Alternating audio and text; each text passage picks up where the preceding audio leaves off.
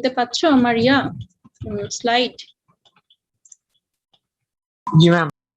ওকে, তোমাদের শুধু 7 নাম্বার এক্সপেরিমেন্টটা হয়নি না, বাকিগুলো হয়ে গেছে? ম্যাম 4ও হয়নি। ও 4 হয়নি, 4 বাকি আছে আর 7 বাকি আছে, কিন্তু তোমাদের এক্সপেরিমেন্ট 3 হয়েছে। 3 কি বিএলই, ভেপার লিকুইড ইকুইলিব্রিয়াম কি 3 ওটা হয়েছে তোমাদের? জি ম্যাম। আচ্ছা, তাহলে ওখানে রিফ্র্যাক্টিভ ইন্ডেক্সটা তোমরা করা শিখেছো তাই না? শিখেছো ওটা? জি ম্যাম। হ্যাঁ, ওকে, তাহলে আমার ওই পার্টটা একটু আমার ইজি হবে, বিকজ তোমাদের ডিস্টিলেশন কলামে যেটা হয়েছে ওটা সেট আপ করা যায় নাই, বুঝছো? আমি একটা টেস্ট রান দিয়েছি, কিন্তু এক্সপেরিমেন্টটা পুরোপুরি কমপ্লিট করতে পারি নাই, কারণ ওখানে ওই কুলিং ওয়াটারে ফ্লো রেটটা দেওয়া যায় নাই। তো মাস ট্রান্সফার ল্যাব পুরোটা হচ্ছে আন্ডার রেকর্ডিং অন কনস্ট্রাকশন। করলে ভালো হতো। ও আচ্ছা, রেকর্ডিংটা অন করা হয় নাই।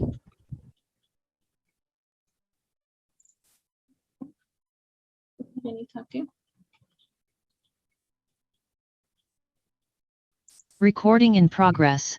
হয়েছে, রেকর্ডিং শুরু হয়েছে। ওকে, তো কনস্ট্রাকশন যেহেতু চলছে, ওখানে হচ্ছে পাইপলাইন টাইন কোনো কিছুই নাই, সবকিছু হচ্ছে ডিসম্যান্টেল করে ফেলা হয়েছে, যার জন্য ওই কুলিং ওয়াটার যেটা যায় কন্ডেন্সারে ডিস্টিলেশন কলামের, ওটা ইনলেট আউটলেট ওটা কিছুই ছিল না।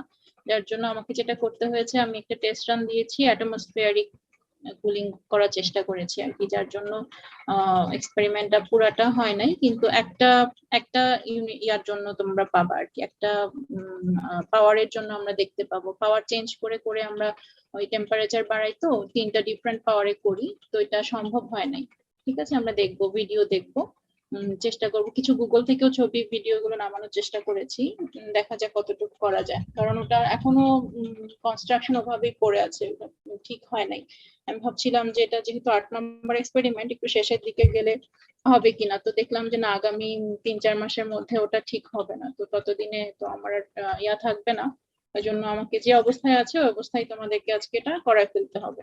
ঠিক আছে, আর যেহেতু এই রানটা করানো যায় নাই, ওই জন্য রিফ্র্যাক্টিভ ইন্ডেক্স গুলাও তো আমি নিতে পারি নাই, কারণ স্যাম্পল কালেক্ট করতে পারি নাই, তো 3টা আলাদা আলাদা পাওয়ারে নিতে হয়, তো একটা পাওয়ারে নিতে পেরেছি, আর অ্যাটমসফিয়ারিক কুলিং এও অত ভালো স্যাম্পল আসে নাই। তো আমি তোমাদেরকে যে ডেটাটা দিব ওটা আগের ডেটা আর কি, আগের কোনো একটা ইয়া থেকে স্যাম্পল ডেটা তোমাদেরকে দিয়ে দিব আজকে।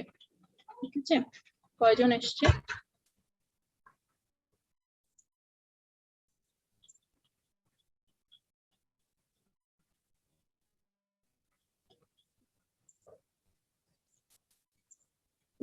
মিটিং এরিয়া,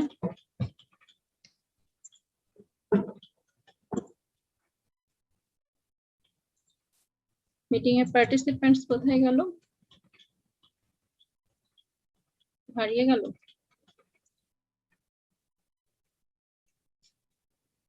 ওই যে এখানে 50। ওকে, তাহলে শুরু করে দিই। তাহলে আজকে আমাদের এক্সপেরিমেন্ট হচ্ছে study of A distillation column. ঠিক আছে, আমরা ব্যাচ ডিস্টিলেশন নিয়ে এক্সপেরিমেন্টটা করি। আমাদের 3টা অবজেক্টিভস আছে।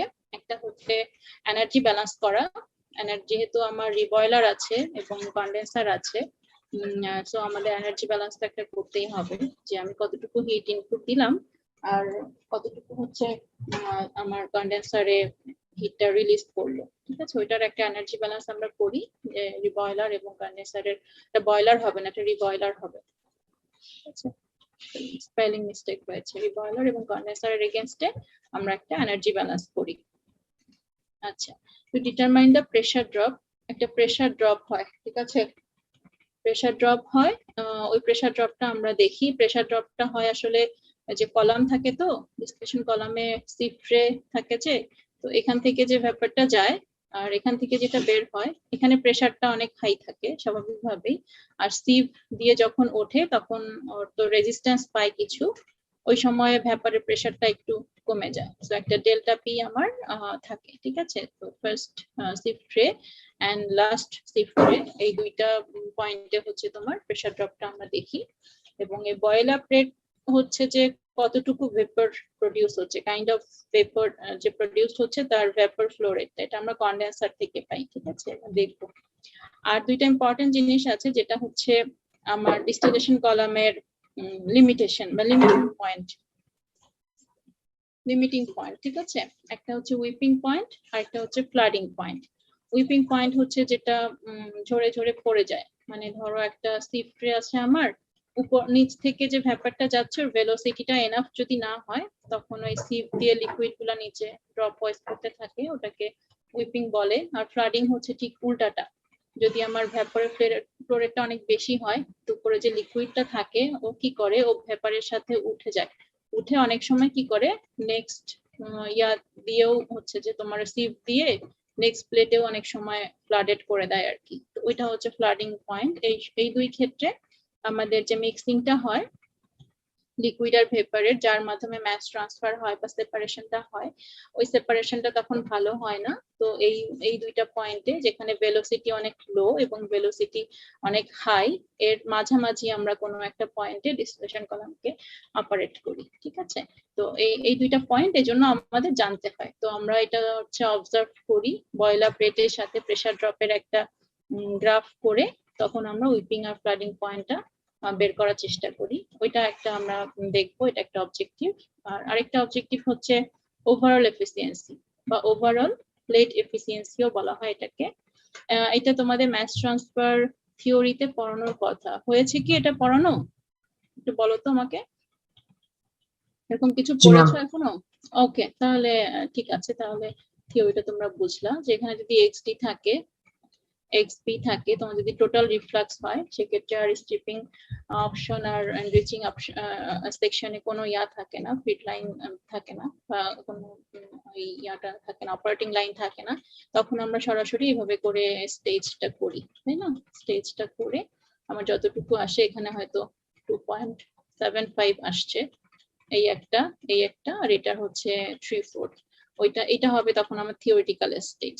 আর এক্সপেরিমেন্টাল স্টেজ বা প্র্যাকটিক্যাল লাইফে থেকে বেশিই হয়। ওখান থেকে হচ্ছে আমরা তখন হচ্ছে ইয়া করি, প্লেট এফিসিয়েন্সি বের করি। এটা তোমাদের জানা আছে, মানে অলরেডি পড়েছো থিওরি, তাই তো? ওইটাই আমরা এখানে এই থার্ড অবজেক্টিভে এটা আমরা দেখবো, ঠিক আছে। আচ্ছা, ফার্স্টে অ্যাপারেটাসের কিছু ডেসক্রিপশন আমরা দেখি। এই ছবি দুইটা গুগল থেকে নামানো, এগুলো আমাদের ল্যাবের ছবি না, গুগল থেকে নামানো। এবং এখানে একটু পার্থক্য হচ্ছে, আমাদের ল্যাবে এই যে ফিট ট্যাঙ্কটা দেখতেছো, এটা হচ্ছে আমাদের ল্যাবেরটা হলো ভার্টিক্যাল, ঠিক আছে। এটা ভার্টিক্যালি সিলিন্ডার আকৃতির, ওটা ভার্টিক্যালি বসানো। আর এখানে যে ছবিটা আমি পেয়েছি এটা হচ্ছে হরাইজন্টালি বসানো, আর কোনো পার্থক্য নেই, আর সবই এক। দেখো নিচে একটা ফিট ট্যাঙ্ক আছে, এখানে একটা কলাম আছে, এই কলামের ভেতর দিয়ে সিপ ট্রে গুলি দেওয়া আছে, ঠিক আছে। উপর থেকে উঠে এটা হচ্ছে তোমার কন্ডেন্সারে এপাশ থেকে একটা ফ্লো মিটার থাকে, ফ্লো মিটার দিয়ে পানি ঢুকে, কুলিং ওয়াটার ঢুকে বাইর হয়, এটাকে কন্ডেন্স করে। তারপরে একটা এল থাকে, একটা ডি থাকে, আমার এলটা এপাশে চলে আসে, ডিটা ওদিকে চলে যায়। এটা হচ্ছে মোটামুটি একটা খুব সিম্পল ডিজাইন আর কি, ঠিক আছে। আমাদের ল্যাবেরটাও এরকম। তো ওখান থেকে আমরা দেখি যে কি কি আছে, ফিট ট্যাঙ্ক আছে, কন্ডেন্সার আছে, রিফ্লাক্স সিস্টেম আছে, যেখানে রিফ্লাক্স দিতে আমাকে হেল্প করে, ডিস্টিলেট রিসিভার আছে, মানে এই জিনিসটা গিয়ে একটা স্টোরেজের মধ্যে থাকে যদি তুমি প্রোডাক্ট রিসিভ করতে চাও। কিন্তু আমরা প্রোডাক্ট রিসিভ করি না, আমরা এক্সপেরিমেন্টটা ল্যাবে হচ্ছে টোটাল রিফ্লাক্সে চালাই, যার জন্য আমাদের ডিস্টিলেট রিসিভারটা কোনো কাজে আসে না। কিন্তু ওটা ওখানে আছে, অপশন আছে, তুমি চাইলে কম রেশিওতেও চালাতে পারো, ঠিক আছে। এবং কিছু আদার কম্পোনেন্টস থাকে, যেমন একটা ম্যানোমিটার আছে, ডিফারেন্সিয়াল ম্যানোমিটার, প্রেসার ড্রপ দেখার জন্য। তারপরে তোমার এটাতে যে আমি হিট করি, ফিট ট্যাঙ্কে যে হিট করি, ওটার জন্য একটা কিছু প্রসেস কন্ট্রোল সিস্টেম ওখানে আছে, মনিটরিং সিস্টেম আছে, ওগুলা কিছু আদার্স কম্পোনেন্টস আছে, ওগুলো আমরা দেখব। আর প্লেট টাইপ কলাম আমাদের, মানে প্লেট আছে এরকম, ঠিক আছে। আমরা যে ভাত খাই না, এরকম কতগুলি প্লেটের মতন, ওটা অনেকটা ওরকম নিচের দিকে ছিদ্র করা, ঠিক আছে। তো এই যে প্লেটের যে হাইটটা, এটা আসলে উইয়ার হিসেবে কাজ করে, যে লিকুইডকে খানিকটা হোল্ড আপ করতে হেল্প করে, ঠিক আছে। আর এই প্লেটের মধ্যে দিয়ে আমরা কি জানি ডাউন কামার থাকে না, এরকম সিলিন্ডার আকৃতির ডাউন কামার বসানো আছে, ওই প্লেটের মধ্যে দিয়ে হচ্ছে ওটা তখন একটু উঁচু আছে, এটা ওই উপর থেকে নিচের প্লেটে চলে আসে, ঠিক আছে। সো ডাউন কামারটা এরকম, ওয়েটটা হচ্ছে এটা, যেটা প্লেটের হাইট আর প্লেটের নিচের দিকে কতগুলা ছিদ্র করা আছে সিভ ট্রে। আমরা সিভ ট্রে নিয়ে কাজ করি। তারপর ডিস্টিলেশন কলামে তোমার বাবল ক্যাপ সিস্টেমের থাকে, তারপর ভালভ থাকে, ওগুলাতে বেশি জমে, নোংরা বেশি জমে বা ডার্ট বেশি জমে, এবং ওগুলা অপারেশনও আর একটু জটিল। সিভ ট্রে হচ্ছে সব থেকে নর্মাল, যে জাস্ট ছিদ্র করা থাকে ট্রের উপরে, আর কিছু না। ঠিক আছে, তো প্লেট টাইপ কলাম আছে আমাদের, এবং ওটা হচ্ছে সিভ প্লেট বা সিভ ট্রে। এবং 50 মিলিমিটারের ডায়ামিটারের কলাম, মানে এই যে কলামটা আছে, এই কলামটার ডায়া হচ্ছে মাত্র 50 মিলিমিটার। ঠিক আছে, ছোট, খুব চিকন। অ্যারেঞ্জ করা আছে ভার্টিক্যালি, এখানে যেমন ভার্টিক্যালি আছে, কিন্তু এখানে ফিট ট্যাঙ্কটা হরাইজন্টালি আছে, আমাদের ব্যাচ ফিট ট্যাঙ্ক যেটা সেটা ভার্টিক্যালি আছে। কাউন্টার কারেন্ট ফ্লো হবে অবভিয়াসলি, আর এটা হচ্ছে ব্যাচ অপারেশন। তোমরা কি ব্যাচ ডিস্টিলেশন করেছো এখনো? এটা পড়া হয়েছে ক্লাসে? Yes, ma'am. হ্যাঁ, ব্যাচ ডিস্টিলেশনও কমপ্লিট হয়ে গেছে। ওকে, তার মানে এইরকম কলাম তোমরা দেখেছো, মানে একেবারে নতুন না। ওকে, তো আমাদের এক্সপেরিমেন্টটা হচ্ছে ব্যাচ। আচ্ছা, ফিট ট্যাঙ্ক। এখন ফিট ট্যাঙ্কটা কেমন? আমরা যে ফিট ট্যাঙ্কটা নিয়ে কাজ করছি, ওটা আসলে স্টেইনলেস স্টিলের, যাতে করোশন রেজিস্ট করতে পারে। কারণ একটু হাই টেম্পারেচারে কাজ করলে, যেহেতু তোমার ওয়াটার এবং ইথানল নিয়ে আমরা কাজ করি, নট নেসেসারিলি যে আমাকে ওয়াটার ইথানল নিয়েই কাজ করতে হবে। এই এক্সপেরিমেন্টে আমরা ওয়াটার ইথানল ওই সলিউশনটা নিয়ে কাজ করি। অন্য যে কোনো সলিউশন নিয়েও তুমি ওর ভেতরে ফিট দিয়ে যেটাকে ডিস্টিলেশন করতে পারো। ঠিক আছে, তো এটা স্টেইনলেস স্টিলের আছে, এবং সে করোশনকে রেজিস্ট করতে হেল্প করে। আমার হিটার আছে, হিটিং সিস্টেম আছে, দুইটা আছে। ঠিক আছে, যাতে একটা নষ্ট হয়ে গেল আরেকটা চলে আর কি। পাওয়ার রেগুলেটর আছে, মনিটর আছে স্বাভাবিকভাবেই, এবং ওটার রেঞ্জ হচ্ছে 2 কিলোওয়াট পর্যন্ত। মানে আমরা সাধারণত 0.5, 0.75 এবং 1 কিলোওয়াট, এই তিনটা পাওয়ারের জন্য এই অপারেশন করে থাকি। এই যে ফিট ট্যাঙ্ক আছে, ট্যাঙ্কের ভেতরে এভাবে করে করে আমরা ভ্যাপর এবং লিকুইডের যে মিক্সিংটা হয়, ওই মিক্সিংটা কিরকম ভাবে চেঞ্জ হয় সেটা আমরা ভিজুয়ালাইজ করার চেষ্টা করি। ঠিক আছে, কিন্তু এখানে আমি মাত্র একটার জন্য করতে পেরেছি, সম্ভবত 1.2। আবার মাঝে মাঝে আমরা 0.5, 1 এবং 1.5 এরকমও করি, মানে এক এক গ্রুপকে এক এক রকম ভাবে করানো হয় আর কি, ডিপেন্ড করে যাতে অবজারভেশন গুলি ডিফারেন্ট হয় ডিফারেন্ট এক্সপেরিমেন্টে। তো এইভাবে করে আমরা কখনোই 2 তে এটাকে চালাই না, যেহেতু ওটা হচ্ছে ম্যাক্সিমাম লিমিট। 2 এর নিচে চালাই এবং 0 এর উপরে চালাই, তিনটা পাওয়ারে আমরা এটাকে অপারেট করি। ইনসুলেশন আছে, যাতে আমার হিটটা বাইরে না চলে যায়, মিনিমাইজেশন হয় হিট লসের। কিছু সেন্সর আছে আমার, ঠিক আছে, যেগুলা হচ্ছে আমার হিটিং এলিমেন্টটাকে সেফ রাখতে হেল্প করে, ওভার হিটিং না হয়ে যায় ওই কারণে। সাইড কেস থাকে, সাইড কেস হচ্ছে তোমার পাশে, যে ধরো এটা ফিট ট্যাঙ্ক, তো ফিট ট্যাঙ্কের ভেতরে আমার কতটুকু লিকুইড আছে সেটা দেখার জন্য আমার এখানে একটা তোমার আছে আর কি, জাস্ট দেখা যায় ভেতরে কতটুকু গ্লাস মেড, লেভেলটা কতটুকু দেখার জন্য আমার একটা সাইড কেস আছে। এটা হচ্ছে আমার ফিট ট্যাঙ্কের বৈশিষ্ট্যগুলি গেল। আচ্ছা, এখানে দেখো এই সিভ ট্রেটাও গুগল থেকে নেওয়া, আমি গুগল থেকে নিয়েছি, যে সিভ গুলি এরকম জাস্ট ছিদ্র করা থাকে। ঠিক আছে, এবং আমাদেরটা এরকম না, আমাদের ল্যাবেরটা হচ্ছে একটু প্লেটের মতন, মানে একটু বাড়ানো আর কি, একটু হাইটটা উপরে। হ্যাঁ, এখানে তো হাইট একদম নেই, জাস্ট একটা প্লেট, একটা হরাইজন্টাল প্লেট আর কি, সমান। আমাদেরটা একটু উঁচু, সাইডটা একটু উঁচু, যেটা ওয়্যার হিসেবে কাজ করে। আর আমাদের ডাউন কামারটা হচ্ছে এরকম না, আমাদের ডাউন কামারটা এরকম ছিদ্র করা আছে, একটু উঁচু করে ছিদ্র করা আছে। ওটা হচ্ছে একদম নিচ পর্যন্ত চলে গেছে, তো ওখান থেকে লিকুইড হোল্ড আপ হয়ে তারপরে আস্তে আস্তে নিচে নামে। ঠিক আছে, তো প্লেট কলামে কি আছে, ভেপার হচ্ছে যে passes up to the base of the glass column, মানে যে গ্লাস কলামটা আছে এখান থেকে ভেপার প্রডিউস হয়, ভেপার প্রডিউস হয়ে বেসে আসে। তারপরে গ্লাস কলামে যেটা 50 মিলিমিটার ডায়ামিটারের, ওর মধ্যে আমার 7 সিভ ট্রেস আছে। ঠিক আছে, 1, 2, 3 এভাবে করে করে উপর পর্যন্ত 7টা আছে। আর আমার এই যে রিবয়লারটা হচ্ছে পার্শিয়াল রিবয়লার। ঠিক আছে, ভিতরে লিকুইডও আছে, আবার এখানে আমার ভ্যাপরও আছে, তাই না? যখন আমি হিট করছি ভ্যাপরও প্রডিউস করছে, তাহলে এটাই তো একটা ইকুইলিব্রিয়াম স্টেজ, রাইট? তো আমার টোটাল স্টেজ কয়টা হচ্ছে, এটা হচ্ছে 1 আর এখানে আছে আমার কত 7, টোটাল স্টেজ হচ্ছে আমার 8। ওকে, সো প্র্যাকটিক্যাল স্টেজ যেটা আমার ওভারঅল এফিসিয়েন্সি বের করতে লাগবে সেখানে ওটার ভ্যালু হচ্ছে 8। যখন তোমরা যে এই গ্রাফ থেকে ইয়াটা করবা তখন দেখবা যে এটা 6 point something, 5 point something, 7 point something, 8 অবশ্যই ক্রস করবে না, করার কথা না। তবে করলেও অসুবিধা নাই, কারণ এক্সপেরিমেন্ট করলে ডেটা বিভিন্ন রকম আসতেই পারে, আর হাতে গ্রাফ করলে আরো অন্যরকম হতেই পারে। তো এক একজনের এক এক রকম আসবে, সেটাই বলছি আর কি। তো 7 শিফট ট্রেস আছে 50 মিলিমিটার ডায়ামিটারের একটা গ্লাস কলামের ভেতরে, আর প্রত্যেকটা ট্রেতেই ওয়্যার আছে, স্বাভাবিকভাবেই ডাউন কামারও আছে, তা না হলে মিক্সিংটা আর লিকুইডের যে ফ্লোটা নিচের প্লেটের জন্য ওটা হবে না। ঠিক আছে, এটা গেল আমার প্লেট কলাম। কন্ডেন্সার খুব সহজ জিনিস, আমাদেরটা হচ্ছে টোটাল কন্ডেন্সার। তো কন্ডেন্সারটা কোনো স্টেজ হিসাবে কাজ করছে না, আমার এখান থেকে যে ভ্যাপারটা যায় কন্ডেন্সারে পুরাটাই লিকুইফাইড হয়ে আবার কলামে ফিরে আসে। আমরা যে ডি নেই, ডিটা হচ্ছে 0, আমরা কোনো ডিস্টিলেট রিসিভ করি না, টোটাল রিফ্লাক্স এটাকে চালাই। ঠিক আছে, তো এবং এটা ওয়াটার দিয়ে কুল করা হয়, কুলিং ওয়াটারের ফ্লো রেট আছে, এবং কুলিং ওয়াটার কত ফ্লো হচ্ছে সেটা জানার জন্য একটা রোটামিটারও আছে ওই সাথে। আচ্ছা, যেখান থেকে আমরা ওয়াটারের ভলিউমেট্রিক ফ্লো রেটটা সরাসরি পাই।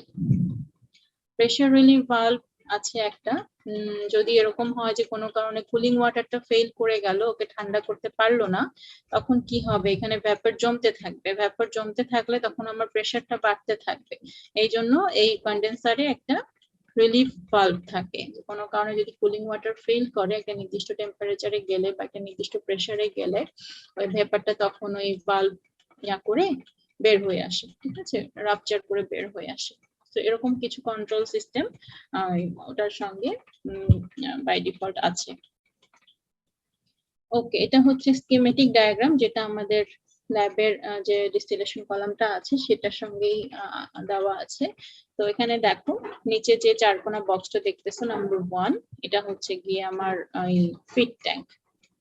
ওকে, এখানে এর ভেতরে হিটার আছে, হিট করলে তখন ভ্যাপর প্রডিউস হয়, ভ্যাপর প্রডিউস হলে এখানে এটা হচ্ছে আমার গ্লাস কলাম, 2 নাম্বারটা গ্লাস মেড। ঠিক আছে, যাতে আমরা বাইরে থেকে দেখে বুঝতে পারি যে প্লেটের ভেতরে যে মিক্সিংটা হচ্ছে ওই মিক্সিংটা কিভাবে হচ্ছে।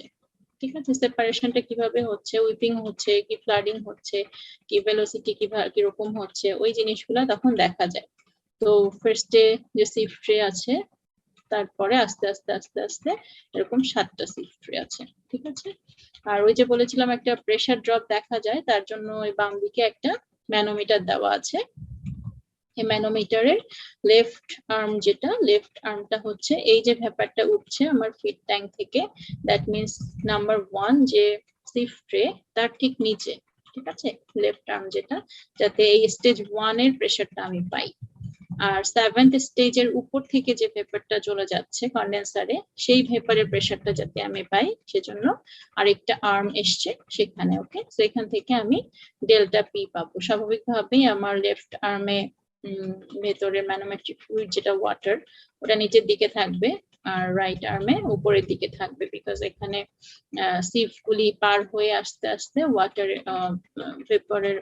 ওয়াটার এবং ইথানল ভেপার যেটা, ওটার যে প্রেসার ওটা অনেকখানি কমে যাবে, রেজিস্ট্যান্স পার হয়ে আস্তে আস্তে তখন ওর প্রেসারটা লো হবে। ঠিক আছে, তারপর যাবে, এটা হলো আমার কন্ডেন্সার নাম্বার 3, সরি, এটা হচ্ছে কন্ডেন্সার। কন্ডেন্সারে ভেপারটা ঢুকতে এখান থেকে কুলিং ওয়াটার আসছে, দেখো এটা হচ্ছে আমার রোটামিটার। ঠিক আছে, কুলিং ওয়াটারটা আসলো, এসে এখানে একটা T6 এবং T7 আছে। আগে এগুলা কাজ করতো বোধহয় টেম্পারেচার সেন্সর ছিল, এখন আমরা ম্যানুয়ালি এই টেম্পারেচার দুইটা থার্মোমিটার থেকে নিয়ে নিই। ঠিক আছে, এখানে একটা থার্মোমিটার দিলে, ও এটা তো রুম টেম্পারেচার হবে যেহেতু এটা কুলিং ওয়াটার আসছে আমার ট্যাঙ্ক থেকে, উপরে ছাদের উপরে ট্যাঙ্ক থেকে আসে পাইপলাইন দিয়ে, আর এখান থেকে বেরিয়ে যাচ্ছে, এর টেম্পারেচার একটু হাই হবে, ধরো 40 আপ। এটা যদি 30 আপ হয় তাহলে তো 7 ডিগ্রি 8 ডিগ্রি 10 ডিগ্রি ডিপেন্ড করে, তোমার সিজনের উপরেও ডিপেন্ড করে কতটুকু চেঞ্জ হচ্ছে। ঠিক আছে, আচ্ছা তো গেল, তারপর এটা কনডেন্স করলো, কনডেন্স করে এখান থেকে আমি যে রেশিওটা মেনটেন করতে পারবো এই পোরশনে এসে, যে কতটুকু আমি ডিস্টিলেট হিসেবে চাই আর কতটুকু আমি রিফ্লাক্স হিসেবে চাই। সো এল আর ডি এর রেশিওটা মেনটেন করে আমি এখানে 100%ই পাঠিয়ে দেই কলামে, টোটাল রিফ্লাক্স যেহেতু এখানে আমার কোনো প্রোডাক্ট আসে না। আর এই যে এটা যে বক্সটা আছে এখানে একটা গ্লাস মেড একটা জারের মতন, ওখানে হচ্ছে তোমার ডিস্টিলেট যদি রিসিভ করতে চাও, ডিস্টিলেট রিসিভার এটা, ঠিক আছে? যদি চাই আমি এখানে প্রোডাক্টটাকে রিসিভ করতে পারি। ওকে, আর বিভিন্ন জায়গায় ভালভ আছে, যেমন এটা হচ্ছে আমার টপ প্রোডাক্টের স্যাম্পল কালেকশনের জন্য, যেখান থেকে যে লিকুইডটা আসছে কন্ডেন্সার থেকে, ওইটা আমি এখান থেকে নিয়ে নিতে পারি, নিয়ে রিফ্রাক্টিভ ইন্ডেক্স বের করতে পারি। আর যদি বটম প্রোডাক্টেরটা চাও তাহলে দেখো এই যেখানে C1 যেটা, এখান থেকে জাস্ট এই ট্যাঙ্ক থেকে তুমি ইয়াটা নিয়ে নিলেই হবে, তোমার স্যাম্পলটা নিয়ে নিলেই হবে। ওকে, এরকম বিভিন্ন জায়গায় এই দুইটাই আমাদের লাগে, মানে দুইটা স্যাম্পল নিয়ে আমরা কাজ করি। আরো বিভিন্ন জায়গায় ইয়া রাখা আছে, ডিস্টিলেটের ইয়া যদি নিতে চাও, স্যাম্পল যদি নিতে চাও, সব জায়গাতে এরকম একটা করে ভালভ দেওয়া আছে, যেখানে যেখানে প্রয়োজন সেখানে সেখানে ওগুলি প্রোভাইড করা আছে। ঠিক আছে, আচ্ছা, কারো যদি কোনো কোশ্চেন থাকে আমাকে সাথে সাথে জিজ্ঞাসা করতে পারো, যেখানে বোঝনি বা ওখানে বোঝনি ওটা অসুবিধা নাই, সাথে সাথে জিজ্ঞাসা করবে। আচ্ছা, এটা হচ্ছে দুইটা ছবি আছে, আমি দেওয়ার চেষ্টা করেছি, একটা ছবিতে আসে নাই যেহেতু ওটা একটা একদম কর্নারে রাখা, ডাম্প করার মতন রেখে দেওয়া হয়েছে একটা সাইডে, যথেষ্ট জায়গা ছিল না যে আমি একটু দূরে গিয়ে পুরো ছবিটা একবারে আনি, ওটা আনা যাচ্ছিল না। তো দেখো এখানে অর্ধেক আছে আর উপরের অংশটা সেকেন্ড ছবিতে আছে, মানে এই ফার্স্ট ছবিটাতে আমরা এই কন্ডেন্সারটা দেখতে পাচ্ছি না, উপরের ওটা আসছিল না। তো এখানে দেখো এটা হচ্ছে আমার ফিড ট্যাঙ্ক, ঠিক আছে? আর এই যে দেখতেছো এটা হচ্ছে সাইড গেজ, যেখান থেকে আমরা ফিড ট্যাঙ্কের ভেতরে কতটুকু লিকুইড আছে ওটা আমরা দেখতে পারি, লিকুইডের লেভেলটা দেখতে পারি। দেখা গেল যে লিকুইড একদমই নাই, অথচ আমি হিটার অন করে দিলাম, তখন এটা তো মানে নষ্ট হওয়ার চান্স থাকে। তো ওই সব কারণে আমার একটু দেখতে হয় যে ভেতরে আমার কতটুকু আছে, যেহেতু এটা ইনসুলেটেড, নো ওয়ে যে তুমি বাইরে থেকে এটাকে দেখবা। আচ্ছা, আর এখানে কততে তুমি হিট করছো সেটা এখান থেকে দেখা যায়, দেখো এটা হচ্ছে 1.19, মানে 1.2 কিলোওয়াটে আসলে আমি এটা রান করার চেষ্টা করছিলাম। আর এখানে টেম্পারেচারটা এখনো উঠে নাই, এটা আরো বাড়বে, ইনিশিয়াল স্টেজে এরকম ছিল। ঠিক আছে, দেখো এখনো এখানে লিকুইড ভ্যাপার কিছুই জমে নাই এই কলামগুলোতে, তার মানে কেবল আমি অন করেছি। তারপর দেখো এই যে এখানে একটা লাইন দেখা যাচ্ছে, দেখতে পাচ্ছ, এই লাইনটা হচ্ছে তোমার এই যে ম্যানোমিটার আছে, এই ছবিতে দেখো ডান পাশেরটায় ম্যানোমিটারের লেফট আর্মে চলে গেছে এটা। ঠিক আছে, পেছন দিয়ে গেছে, পেছন দিয়ে দেখতে পাবা যখন ভিডিও দেখবা, তখন পেছন দিয়ে দেখতে পাবা, পেছন দিয়ে এসে সামনে আমরা এটা দেখতে পাই, ডিফারেন্সিয়াল ম্যানোমিটারের এই অংশটা দেখতে পাই, আর পাইপলাইনটা পেছন থেকে এসছে। আর এখান থেকে যেটা, এখান থেকে হচ্ছে ওই তোমার লেফট আর্মেরটা এসছে, রাইট আর্মেরটা এসছে। ঠিক আছে, একদম উপরের স্টেজে। আর দেখো কতগুলি সিফটে গোনা যাচ্ছে, 1 2 3 4 5 6 7 নাম্বারটা এখানে আছে। ঠিক আছে, ওটা একটু কাছে গিয়ে দেখলে তখন দেখা যায়, যেহেতু জয়েন্টের ভেতরে পড়ে গেছে, ওটাকে বাইরে থেকে সরাসরি বাকিগুলোর মতো দেখা যায় না, কিন্তু একটু কাছে গেলে তখন দেখা যায়। তো তোমার হচ্ছে 7 সিফট রেস আছে এখানে। ওকে, এবং ট্রে গুলার হাইটও একটু বেশি, যার জন্য ওই হোল্ড আপ করে, লিকুইড হোল্ড আপ করে, ওইটাই হাইটটাই আসলে আমাকে ইয়া দেয়, লিকুইডটাকে পুল অফ লিকুইড ধরে রাখতেও আমাকে হেল্প করে, ওটা ওয়্যার হিসেবে কাজ করে। আর প্রত্যেকটা ট্রে থেকে এরকম একটা করে সিলিন্ডার আকৃতির গ্লাসের ইয়া নেমে গেছে, ওটা নেক্সট প্লেটে চলে যায়। এপাশ সেটা যদি ডান দিয়ে নামে, ডাউন কামার যেটা, এপাশ সেটা নেমেছে বাম দিয়ে, আবার এপাশ সেটা নেমেছে ডান পাশ দিয়ে, এরকম করে দেখা যায়। যখন ভিডিও চলবে তখন হয়তো খেয়াল করলে দেখতে পাবা, এরকম করে ডাউন কামারও আছে। ঠিক আছে, আচ্ছা, তো গেল প্রেসার ড্রপ গেল, ভেপারটা যখন উপরে যাবে এই কন্ডেন্সারে যাবে, গিয়ে সে কন্ডেন্স করবে। ওকে, এবার দেখো এখানে একটা ফ্লো মিটার আছে, রোটামিটার আর কি, এটা হচ্ছে আমার কুলিং ওয়াটার ঢোকার রাস্তা। হ্যাঁ, কিন্তু এখানে পাইপলাইনটা দেওয়া যায়নি, এগুলা সব যত পাইপলাইন ছিল আমার ম্যাস ট্রান্সফার ল্যাবের একদম সবকিছু আর কি এখন ডিসম্যান্টেলড অবস্থায় আছে, এখানে কোনো কিছু ইয়া নাই, সিস্টেম নাই, পানি টানি নাই, তো পাইপলাইনটা তখন দেওয়া যায় নাই বা কুলিং ওয়াটারের ফ্লোটা করানো যায় নাই। ঠিক আছে, তো কন্ডেন্সারে আমি যতটুকু কন্ডেন্স করিয়েছি বা ওটা হচ্ছে যে একটু রিস্ক নিয়েই করাতে হয়েছে, ওটা অ্যাটমসফিয়ারিক কন্ডেনসেশন হয়েছে এয়ারের সাথে, যতটুকু হয়েছে আর কি। তো বেশিক্ষণ এটা এই জন্য চালানো যায় নাই, তো ভেন্ট আউট করে যেত বা বাল্বটা নষ্ট হতো, যে রিলিফ ভালভ যেটা থাকে ওটা অল্প সময়ের জন্য 5-7 মিনিটের জন্য চালিয়ে আমি আবার অফ করে দিয়েছি, ঠিক আছে। তো এভাবে করে এখান থেকে কুলিং ওয়াটার ইন করে, এখান থেকে আমি কিউ ডটটা সরাসরি পাই, ওয়াটারের ফ্লো রেট, এটা ঢোকে এই জায়গাটায় একটা থার্মোমিটার ঢোকানোর জায়গা আছে, ঠিক আছে। থার্মোমিটার দিয়ে তোমার এখানে T6 যেটা বা কুলিং ওয়াটার ইনলেট টেম্পারেচার যেটা, ওটা বের করা যায়। তারপর এখান থেকে কনডেন্স করে যখন কুলিং ওয়াটারটা বের হয় ও টেম্পারেচার বাড়ে, তখন আমরা আবার এখান থেকে T7 আর একটা ওই থার্মোমিটার দিয়ে আবার নিতে পারি, ঠিক আছে। তো কুলিং ওয়াটারের এখান থেকে ডেল্টা টি পাওয়া যায়, এমসিপি ডেল্টি করলে আমরা এটার হচ্ছে যে এনার্জি সে কতটুকু রিলিজ করলো ওইটা আমরা পাই, ঠিক আছে। এমটা পাবো হচ্ছে কিউ ডট থেকে, তার জন্য আমাদের রো লাগবে।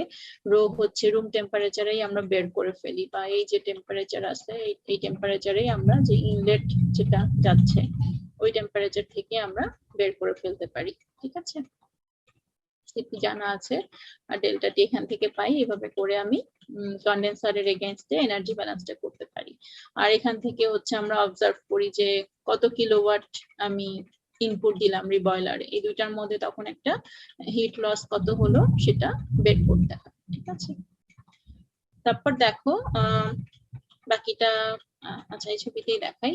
এখানে এই পোর্শনটা হচ্ছে গিয়ে আমার তোমার ওই যে রিফ্লাক্স রেশিও কন্ট্রোল করা যায়, যে ওটা কন্ট্রোল করে আবার খানিকটা আমি পাঠাই দেই এল আকারে, আর খানিকটা আমি চাইলে ডি আকারে ডিস্টিলেট রিসিভার যেটা দেখছো নাম্বার 5 ছিল ফিগারে যেখানে, এটা হচ্ছে এই সেই ডিস্টিলেট রিসিভার ক্লাসমেট, ঠিক আছে। এখানে আমি চাইলে প্রোডাক্টটাকে স্টোর করতে পারি, ওকে। তো এই হচ্ছে আমাদের স্কিমেটিক ডায়াগ্রাম, এবং ম্যাথ ট্রান্সফার ল্যাবে আমরা যে ইকুইপমেন্টে এক্সপেরিমেন্টটা করি সেটার কিছু পার্টস, ওকে।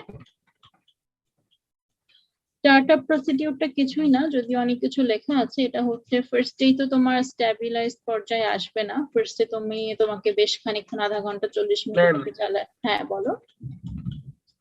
এটা হচ্ছে বটম প্রোডাক্টটা কিভাবে কালেক্ট করা যাবে? বটম প্রোডাক্টটাই যে এখান থেকে কালেক্ট করতে পারবা।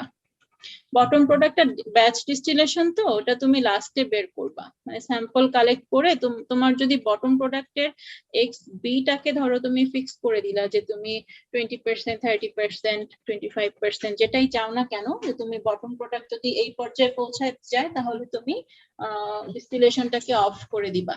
তখন তুমি এখান থেকে স্যাম্পল কালেক্ট করবা, করে করে দেখবা যে বটম প্রোডাক্টের কনসেন্ট্রেশন কত হলো। যখন তোমার ডিজায়ার্ড কনসেন্ট্রেশনে পৌঁছে যাবে তখন তুমি হিটারটা অফ করে দিবা, মানে তখন আর ডিস্টিলেশন করবা না। তখন ওটা অফ হয়ে গেলে ব্যাচ ডিস্টিলেশন যেহেতু তুমি প্রোডাক্টটা সবার লাস্টে পাবা, এটা কন্টিনিউয়াস না যে কন্টিনিউয়াসলি তুমি প্রোডাক্ট পেতে থাকবা, ঠিক আছে। আর টপ প্রোডাক্ট যেটা, সেটা যদি তুমি ফিক্স করে দাও যে আমার এক্স জি অমুক লাগবে, ওইটা তো তুমি টপ প্রোডাক্টের ইয়া দেখে রিফ্লাক্স কন্ট্রোল করে ওটা তখন করবা তুমি, ঠিক আছে। ওকে, সো স্টার্টআপ প্রসিডিউরে হচ্ছে আমরা এই যে ফিড ট্যাঙ্ক আছে এটাকে আমরা ইয়া করি, ফিডটাকে দেই, ফিডটাকে দেওয়ার পরে ওকে হিটার অন করি। ওটা যেহেতু বেশ খানিকটা থাকে এখানে, অনেক বেশ বড়, একেবারে ছোট না আমার ফিড ট্যাঙ্কটা, তো ওটাকে তুমি হিটারটাকে অন করলে ওর ইয়া হতে একটু হিটেড আপ হতে বেশ সময় লাগে, আধা ঘন্টা 40 মিনিট সময় লাগে, সময়টা তোমাকে দিতে হবে।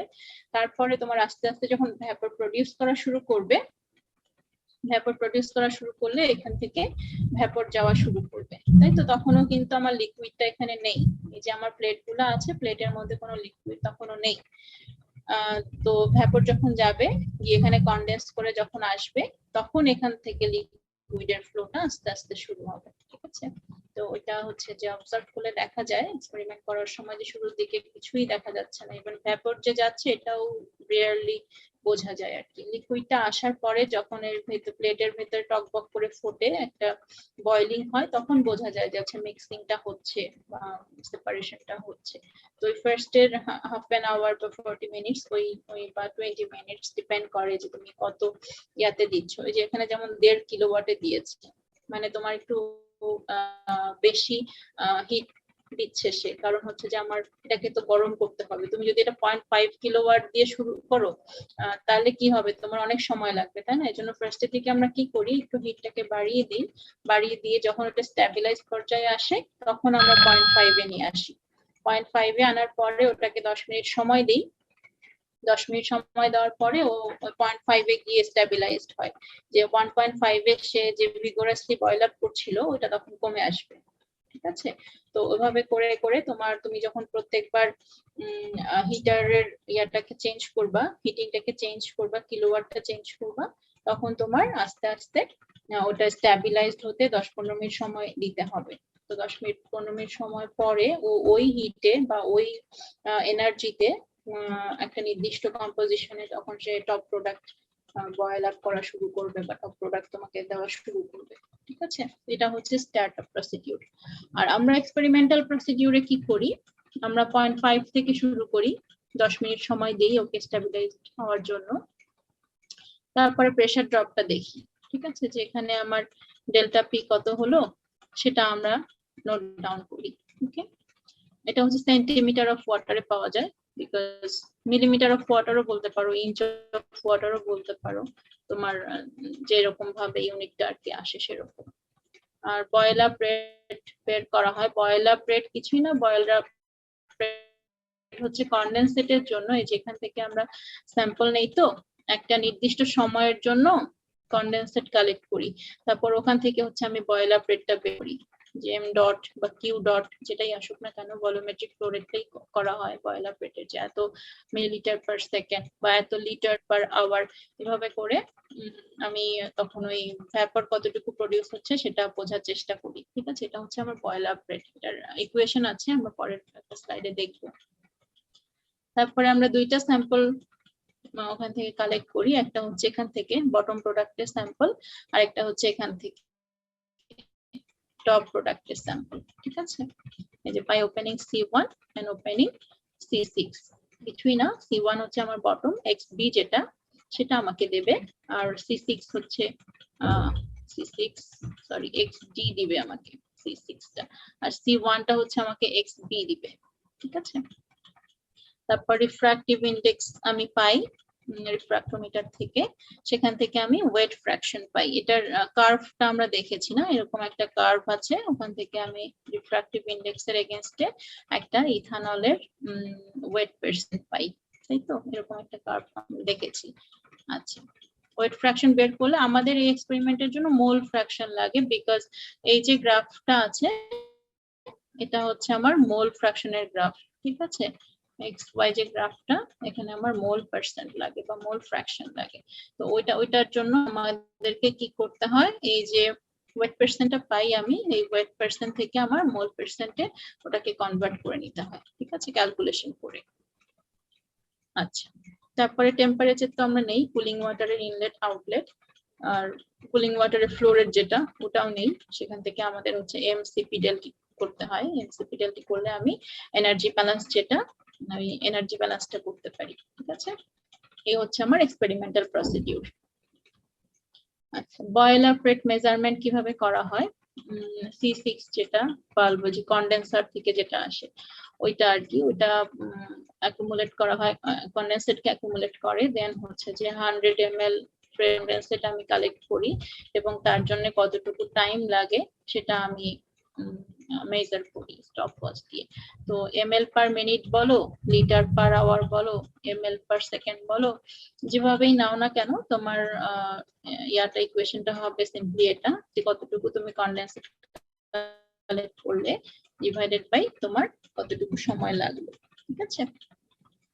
ওকে, then change the heater controller reading to a higher value, আমরা পয়েন্ট থেকে শুরু করেছিলাম, তো আইদার তুমি ওটাকে 0.75 করে দাও আর 1 করে দাও, তারপরে এটাকে 1 করো আর 1.5 করো আর 1.2 করো, এভাবে করে করে আমরা সাধারণত তিনটা হিটিং ভ্যালুর জন্য এক্সপেরিমেন্টটা করে থাকি, এবং অবজার্ভ করি যে আমার যে গ্লাস কলামের ভেতর ট্রে গুলি আছে ওর ভেতরে মিক্সিংটা কিভাবে হচ্ছে, এটা আমরা অবজার্ভ করার চেষ্টা করি, ঠিক আছে?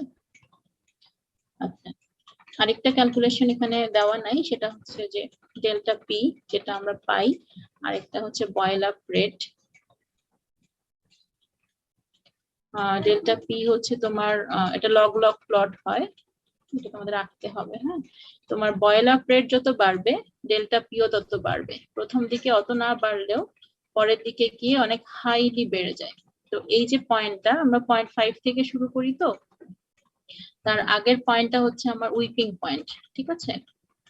আর এই যে অনেক বেড়ে গেল হঠাৎ করে, প্রেসার ড্রপটা অনেক হাই হয়ে গেল, এটা হচ্ছে আমার ফ্লাডিং পয়েন্ট।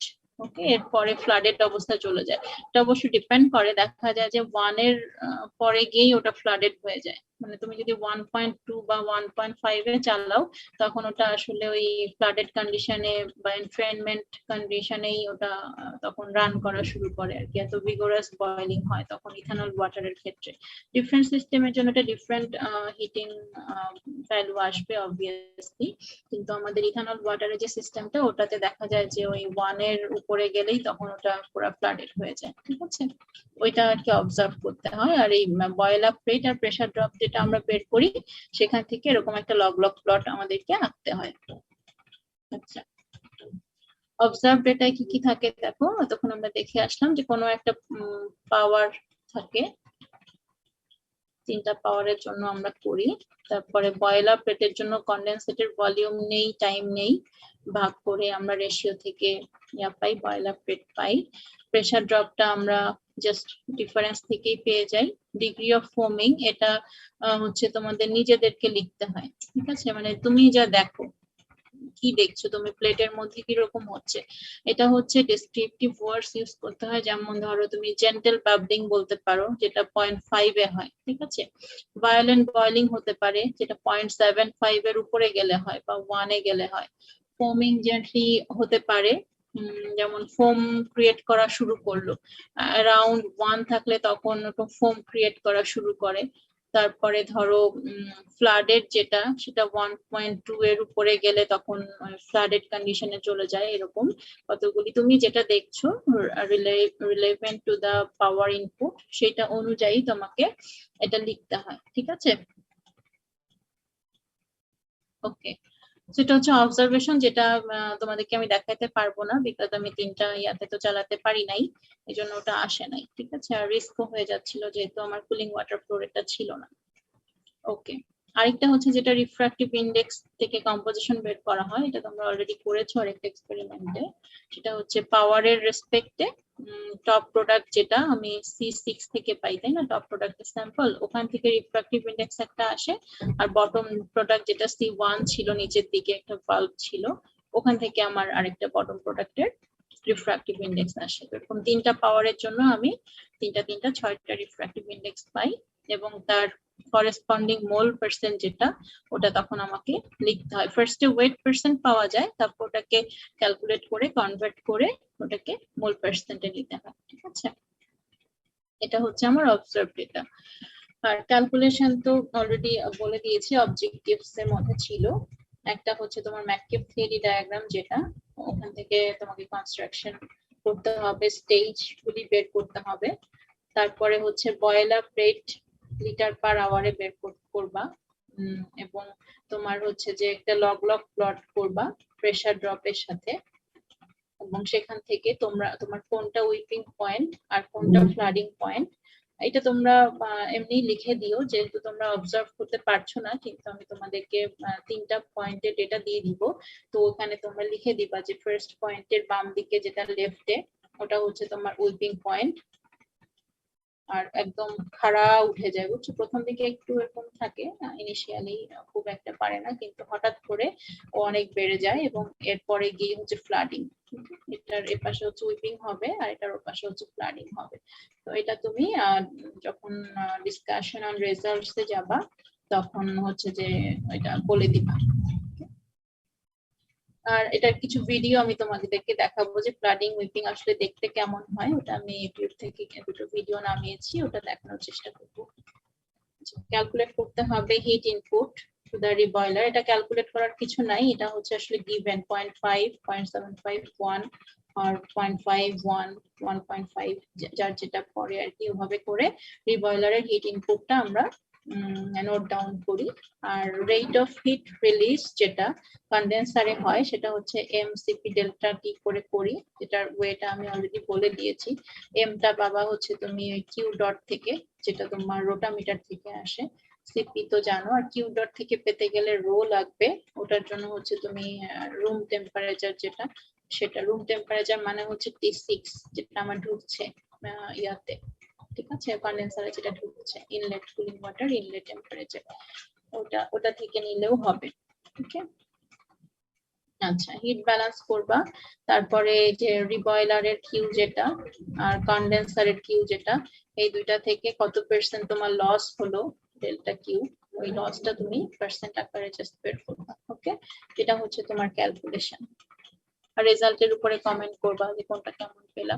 তোমার এখানে হিট লস অনেক বেশি হবে, বিকজ আমাদের যে কলামটা আছে, কলামটা তো গ্লাস মেড, সো ও অ্যাটমসফিয়ারের সঙ্গে পুরাটাই ওপেন, ওর কোনো ইনসুলেশন নাই, ঠিক আছে। যেহেতু আমাদের ভিজুয়ালাইজ করতে হয় যে ভেতরে মিক্সিংটা কিরকম হয়, এই জন্য ওটাকে গ্লাস দিয়ে বানানো হয়েছে যাতে আমরা ভেতরটা দেখতে পাই। তো ভেতরটা দেখতে পাওয়ার জন্য যেহেতু ওরকম একটা সিস্টেম করা আছে, তাই ওটাতে প্রচুর হিট লস হয়। প্রচুর হিট লস হয় মানে আমার ডেল্টা পিটা অনেক হাই হয় স্বাভাবিকভাবে, নিচ থেকে যে ভেপারটা আসে উপর পর্যন্ত ওই ভেপারটা আর থাকে না, হিট লস করেও আসলে লিকুইফাইড হয়ে যায়, বা ওর রেজিস্ট্যান্স এবং হিট লস দুইটা মিলে তখন ওর রেটটা অনেক কমে যায়। আচ্ছা, এখানে কতগুলি চেকলিস্ট আছে, এটা হচ্ছে থিওরি থেকে আসবে, ঠিক আছে। যাদের ফর্মাল রিপোর্ট তাদেরকে এগুলার উপরে লিখতে হবে, কিন্তু যাদের নর্মাল রিপোর্ট তাদেরকে লিখতে হবে না, কিন্তু জানতে হবে। মানে ধরো কোশ্চেন কুইজে এগুলা থেকে কোশ্চেন, সহজ কোশ্চেন গুলি তো আসে, তো এগুলো তোমরা পড়বে, যেহেতু থিওরির সাথে রিলেটেড, ওখানেই সব পেয়ে যাবে, ঠিক আছে। আর যার ফর্মাল রিপোর্ট যাদের থাকবে তারা এগুলা টাচ করবে। ওকে, ডেসক্রিপশনে যখন ডিসকাশনাল রেজাল্ট বলবে তখন এই এই জিনিসগুলো থিওরিটিক্যাল ফ্যাক্ট গুলি তখন এক্সপ্লেইন করে দিবে। ওকে, যেমন অ্যাজাম্পশন অফ ম্যাককেফ-থিয়েরি ডায়াগ্রাম, তারপরে ফিড লাইনের ইকুয়েশন কি, রিফ্লাক্স রেশিওটা কি, ভেপর প্রেসার ড্রপ কেন হয়, তারপরে কি কি ফ্যাক্টর কনসিডার করতে হয় প্লেট ডিজাইন করতে গেলে, এই ধরনের কতগুলি থিওরিটিক্যাল টপিকস আছে, ওগুলো তোমরা ম্যাথ ট্রান্সফারের যে বই পড়ছো ওখান থেকে পেয়ে যাবে, ঠিক আছে। রেফারেন্স এখানে কতগুলি দেওয়া আছে, আমরা যদিও ওয়াংকেট করি, বাট তুমি কুলসন, ফাউস, ম্যাককেপ এগুলো যদি দেখতে চাও, যাদের ফর্মাল রিপোর্ট আছে, একটু যদি ঘাটাঘাটি করতে চাও, ওই বইগুলোও দেখবো ওয়াংকেটের পাশাপাশি। আচ্ছা, এখানে সিফট ট্রের একটা ভিডিও আছে, দেখি সিফট ট্রেটা আসলে কি। দেখো, এটা হচ্ছে সিফট ট্রে, এটা হলো ডাউন কামার, এই যে নিচের এটুকু হচ্ছে ডাউন কামার, আর উপরের এটুকু হচ্ছে আমার ওয়্যার, ঠিক আছে। উপর থেকে লিকুইড আসে আর নিচ থেকে যে হোয়াইট এটা হচ্ছে ভ্যাপর যায়। ওকে, তো এই যে ওয়্যার পর্যন্ত যেটুকু আমার লিকুইড হোল্ড আপ করে থাকে, ওই লিকুইডের মধ্যে দিয়ে যখন ভেপারটা যায় তখন একটা মিক্সিং হয়, এবং এই সময়ে হিট ট্রান্সফার, ম্যাস ট্রান্সফার হয়। স্বাভাবিকভাবেই আমার মোর ভোলাটাইল যেটা সেটা ভেপারের সাথে চলে যায়, লেস ভোলাটাইল যেটা সেটা লিকুইডের মধ্যে থেকে যায় এবং পরের ট্রেতে যায়, ঠিক আছে। এটা হচ্ছে তোমার সিফট ট্রে। আচ্ছা, হুইপিং কি দেখি, হুইপিংটা কখন হয়। সিফট ট্রেতে হুইপিংটা বেশি হয় যেহেতু ছিদ্র থাকে, এখান থেকে ভ্যাপর যাচ্ছে, উপর থেকে লিকুইড আসছে ওয়্যারের উপর দিয়ে, ভালো কথা। হঠাৎ করে ভ্যাপর যাওয়া বন্ধ হয়ে গেল এবং তখন দেখো সিফ গুলা দিয়ে লিকুইডটা জাস্ট পড়ে যাচ্ছে, তখন আর ওয়্যারের উপর দিয়ে বেশি আসছে না, তখন ওই সিফ দিয়েই চলে যাচ্ছে। এই সময় কি হয়, এই সময় কোনো মিক্সিং হচ্ছে না, দেখেছো, যেহেতু নিচ থেকে আমার কোনো ভেপর ফ্লো নাই, তো এর সঙ্গে কে মিক্সড হবে, ভেপর ফ্লো রেটটা আমার খুব কম, সে লিকুইডকে উপরে ভাসিয়ে রাখতে পারছে না, এবং এই জন্য আমার মিক্সিং হচ্ছে না, সেপারেশন হচ্ছে না। হুইপিং পয়েন্টে আমার ডিস্টিলেশন কলামের অপারেশন খুব একটা ইয়া না, ঠিক আছে। দেখো, এখানে কোনো ভেপর ফ্লো রেট নাই, এখানেও এই ফ্লো রেটটা অনেক কমে গেছে। ওকে, আর ফ্লাডিং কি দেখো, ফ্লাডিং হচ্ছে একটা স্টেডি স্টেটে আছে, এখন ভেপর ফ্লো রেট যদি হঠাৎ করে বেড়ে যায়, এই দেখো হঠাৎ করে ভেপর ফ্লো রেট বেড়ে গেল এবং কি হলো, লিকুইডটা এনট্রেইনড হয়ে গেল ভেপরের মধ্যে, এবং দেখবা এরপরে যে এই সিপ দিয়ে বেরিয়ে যাচ্ছে, যে ভেপর যাচ্ছে, দেখো লিকুইড এই সিপ দিয়ে বেরিয়ে আবার ওই পরের ট্রেতে আসতেছে। তো এইটা হচ্ছে গিয়ে তোমার হলো ফ্লাডিং, ঠিক আছে, ফ্লাডেড হয়ে যায়। এই দুইটা ট্রের মধ্যে পুরো জায়গাটা তোমার ও অকুপাই করে ফেলে। আমার এখানে কিন্তু কোনো লিকুইড থাকার কথা না, আমার লিকুইডটা থাকার কথা এখানে, ঠিক আছে। নিচ থেকে ভেপার আসবে, লিকুইডের সঙ্গে মিক্সড হবে এবং এখান থেকে ভেপারের সঙ্গে মোর ভোলাটাইল গুলা চলে যাবে, লেস ভোলাটাইল গুলি আমার লিকুইডের মধ্যেই থাকবে। অথচ এখানে কি হচ্ছে, আমার লিকুইডটা সিভ দিয়ে উঠে আবার ওয়্যার দিয়ে চলে আসতেছে। এখানে ভ্যাপরের ফ্লো রেটটা এতই বেশি যে ও মিক্স তো হচ্ছে না, ও বরং লিকুইডকে সাথে নিয়ে চলে যাচ্ছে, এরকম একটা ব্যাপার। সেপারেশন হতে গেলে তো একটা সময় পর্যন্ত ওদেরকে নিজেদের মধ্যে মিক্সড হতে হবে এবং তখন কি হবে, ওই ম্যাস ট্রান্সফারটা ওই সময়ের মধ্যেই হবে, বাট ওই টাইমটা নাই। ভ্যাপরের ফ্লো রেট এতই হাই যে ও হচ্ছে লিকুইডকে সাথে নিয়ে চলে যাচ্ছে, লিকুইডকে সাথে নিয়ে চলে যাচ্ছে এবং আলটিমেটলি ওই লিকুইডটা ওয়্যার দিয়ে আবার পরের ট্রেতে ফিরে আসছে। এখানে সেপারেশনটাও অত ভালো হয় না। এটা হচ্ছে আরেকটা অপারেটিভ লিমিটেশন ফ্লাডিংটা। তো একটা উইপিং দেখলাম আর একটা আমরা ফ্লাডিং দেখলাম, ঠিক আছে। এবার আসো আমরা ডিফারেন্ট পার্টস যেগুলি আমরা দেখলাম, একটু আগে এক্সপ্লেন করলাম, ওটা একটু ভিডিও ফরম্যাটে দেখার চেষ্টা করি। ওকে, তো এই দেখো পুরা ছবিটা এরকম। এটা হচ্ছে আমার ফিড ট্যাঙ্ক, তারপরে এটা কলাম। ফিড ট্যাঙ্কে একটা সাইড গেজ আছে আর এখানে 1.2 তে আমি চালিয়েছিলাম, কেবল শুরু করেছি। নিচে দেখো এটা হচ্ছে আমার সেই স্যাম্পল কালেকশনের জায়গাটা, এখান থেকে ফিড ইনপুট দেওয়া হয়। তারপর এটা হচ্ছে কলাম। ওই দেখো নিচে একটা ট্রে আছে, দেখেছো, ব্ল্যাক। আর এটা 1 2 3 4 5 6 7 7 আমার সিফট ট্রেস আছে। মাঝখানে একটা সেন্ট্রাল রড আছে, দেখা যাচ্ছে, এটা হচ্ছে সাপোর্ট করছে। আমি কিন্তু দুই পাশ দিয়ে সাপোর্টটা ওভাবে দেইনি, আমি সেন্ট্রাল একটা রড লোকেট করেছি এবং সেটার সাথে হচ্ছে আমার এই ট্রে গুলি আছে। ওকে, আর দেখো এই যে সাইডে একটা সাদা রঙের তুমি সিলিন্ডার আকৃতি জিনিস দেখতে পাবা, এটা হচ্ছে আমার ডাউন কামার। ওকে, আর ওয়্যার হিসাবে তো এই যে এটা কাজ করে, আমার প্লেটের হাইট যেটা, ওই হাইটটা হচ্ছে আমার ওয়্যার হিসেবে কাজ করে। আর এটা হচ্ছে আমার ডাউন কামার হিসেবে কাজ করছে। ডাউন কামারটা একটু উঁচুও আছে, তো এটাও আমার ওয়্যার হিসেবে কাজ করে আর কি। তো লিকুইড হোল্ড আপ করতে আমাকে এই হাইটটাও হেল্প করে, আর ডাউন কামার যেটা উপরে একটু উঠে থাকে ওইটাও আমার ওয়্যার হিসেবে কাজ করে। এটাই আসলে ওয়্যার, আর নিচেরটুকু হচ্ছে ডাউন কামার। তো ওইভাবে করে আমাকে সে লিকুইডটাকে হোল্ড আপ করতে হেল্প করে এবং নিচের ট্রেতে আসতে হেল্প করে। এবং এটা সিলিন্ডার আকৃতি, মানে একটা পাইপ, জাস্ট গ্লাসের একটা পাইপ। এর পাশেরটা যেহেতু রাইটে আছে, দেখো নিচেরটা কিন্তু লেফটে আছে, দেখেছো, এভাবে অল্টারনেট সাইডে হচ্ছে আমার ওয়্যার এবং ডাউন কামার যেটা সেটা ইনস্টল করা আছে আমার সিফট ট্রে এর সাথে।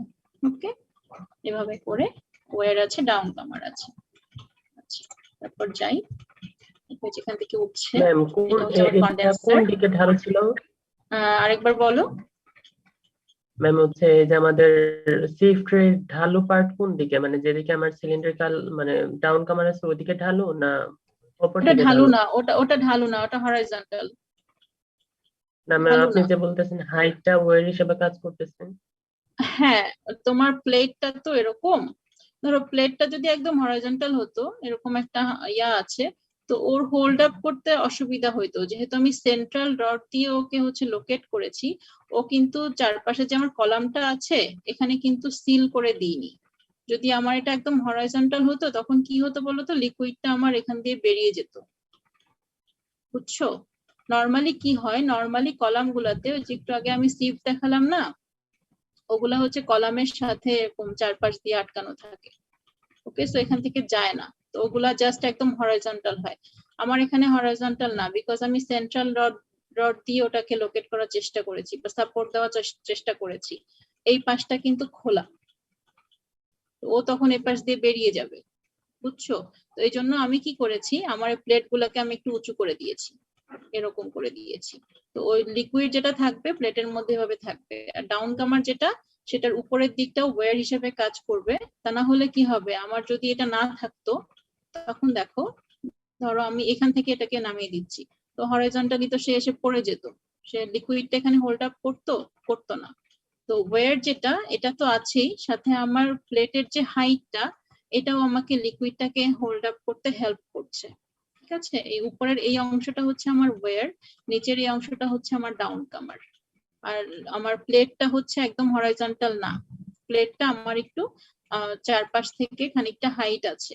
এই হাইটের জন্য সে আমাকে পুল অফ লিকুইড ধরে রাখতে হেল্প করে। এখানেও দেখো বোঝা যাচ্ছে হালকা যে আমার যদিও ব্ল্যাক, প্লেটটা একটু তোমার হাইট একদম হরাইজন্টাল না, এরকম জাস্ট সোজা প্লেট না, প্লেটটা একটুখানি হাইট আছে, বুঝেছো? আর এই বোলের মতো আর কি, ঠিক আছে। হ্যাঁ হ্যাঁ, একটু বোলের মতন। ওকে, আর এখানে যে ডাউন কামারটা আমরা দেখতে পাই, কিন্তু ওই ওয়্যারটা একদম কাছে না গেলে নিজের চোখে দেখা যায় না, কিন্তু তোমরা বুঝে নাও যে ডাউন কামার হচ্ছে নিচের টুকু, আর ওই উপরে খানিকটা বাড়ানো আছে এই হাইটের সমান, যাতে ও হচ্ছে যে একেবারে হঠাৎ করে ধরো যদি আমার এখন এরকম প্লেটের হাইটটা আছে, কিন্তু হচ্ছে যে আমার ডাউন কামারটাই শুধু আছে, কোনো ওয়্যার নাই। ওয়্যার না থাকলে তখন কি হতো, উপরের থেকে যে লিকুইডটা আসতেছে ও এসে কিন্তু সাথে সাথে বেরিয়ে যেত, হোল্ড আপ করতো না। এখানে হোল্ড আপ করতে গেলে তোমাকে এখানে বাধা দিতে হবে, তো ও হচ্ছে এখান থেকে ঢুকে, বুঝছো? এই জন্য তোমার লিকুইডের হাইটটাকে যদি তুমি পুল অফ লিকুইড পেতে চাও, তাহলে ওয়্যার আর ডাউন কামারের সাথে সাথে, যেহেতু আমি সেন্ট্রাল একটা রড দিয়ে ওটাকে সাপোর্ট দিয়েছি, এপাশ থেকে সিল করিনি, এই জন্য আমার লিকুইডের ট্রের একটা হাইট আমাকে দিতে হয়েছে। ওকে, অনেকটা বোল সিস্টেমের মতো সে কাজ করে। এবং ওই ডাউন কামারের জন্য আমার এখানে ওয়্যারও একটা আছে, ওয়্যার ডাউন কামার সবই আছে, যদিও অত ভালো স্পষ্ট বোঝা যায় না। ওকে, ক্লিয়ার নাকি ক্লিয়ার না? আচ্ছা, ভিডিও দেখো, আরো দেখো, দেখলে যদি ক্লিয়ার হয়। আচ্ছা, এখান থেকে যাচ্ছে, এটা ফিট ট্যাঙ্ক, কনডেন্সার। হ্যাঁ বলো। ম্যাম, আমাদের রিবয়লারটা কি ফিড ট্যাঙ্কের নিচে ইয়াটার মধ্যে? হ্যাঁ, ভেতরে, হিটারটা ভেতরে। ওকে। এখানে হিটার দেওয়া আছে, হিটারের জিনিসগুলো আমি এখানে মনিটর করতে পারি, ঠিক আছে, এখানে আমার একটা কন্ট্রোলার সিস্টেম আছে, কিন্তু হিটারটা হচ্ছে আমার ট্যাঙ্কের ভিতরে। আচ্ছা, এর থেকে স্যাম্পল কালেক্ট করা যায়, একটা কলাম,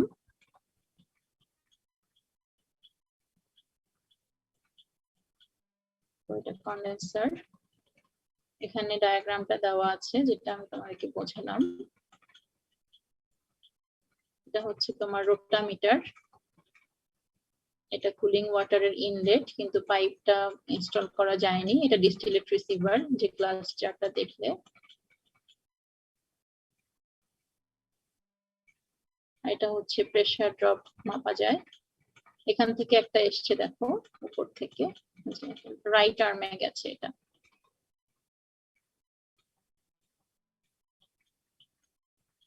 এই দেখো, দেখেছো, এটা এসছে উপর থেকে, যেটা ডান দিকে ঢুকেছে আমার, আর বাম দিকে যেটা ঢুকেছে ওটা এসছে নিচ থেকে। ওকে,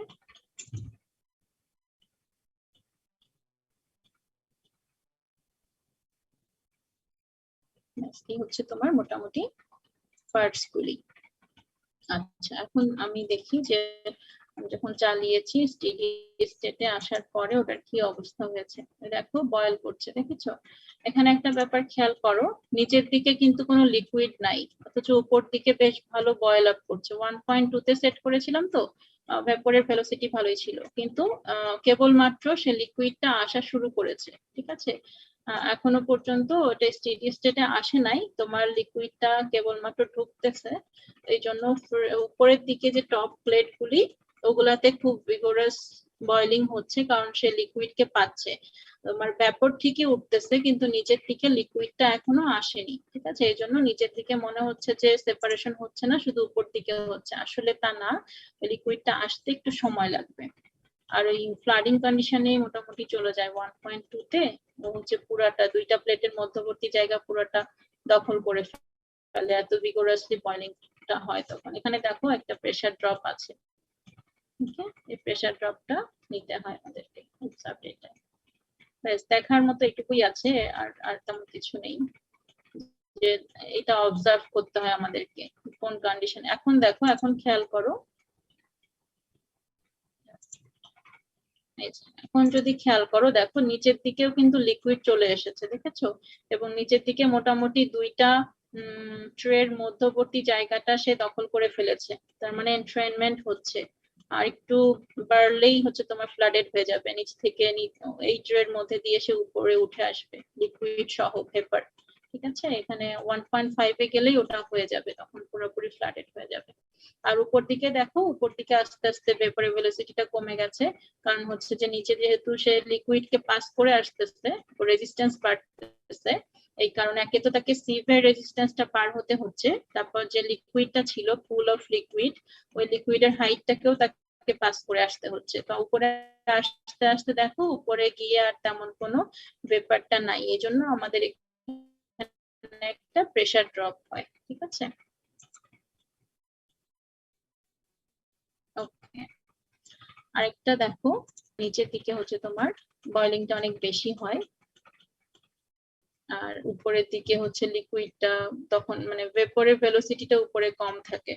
আর এখান থেকে হচ্ছে তোমার রোটামিটার যদি অন করা যেত, কুলিং ওয়াটারের সিস্টেমটা যদি পাওয়া যেত তাহলে খুব ভালো হতো, যে ও হচ্ছে যে তখন কুল করে আমরা ঠিক মতো রিডিং গুলা নিতে পারতাম।